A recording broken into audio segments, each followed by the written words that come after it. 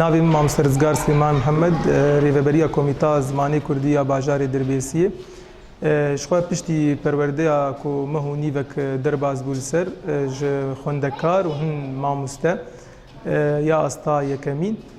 li bajarê Derباسiyê ji xwe wek komek li bajarê Derباسiyê hebû û hin kom jî dîtir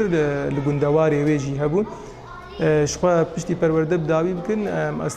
ezmûn ji wan tê çêkirin ji bo asta wan bênazkirin hûn gorî wê bawernameya asta yekemîn bibin. ji xwe wek me got perwerde li bajar û li gundewar hebû lê wek ezmûna giştî li bajar çê dibin giş li vir kom dibin. ji xwe hin mamostê me jî hinê tevlîbûnê kesê ku nû tevlî me bûn yanî mamostê nû ne ê aqidin hîn fêrî zimanê Kurdî nebûn bi erebî didan lê ew wek pêkhatiyê Kurdin. Ev kesana jî me wan perwerde kir wê asta yekemîn û duyemîn û sêyemîn jî bi dawî bikin ji bo karibin tevlî branşê Kurdî bibin fêrî branş jî bibin karibin bi zimanê xwe dayîkê bidin ji ber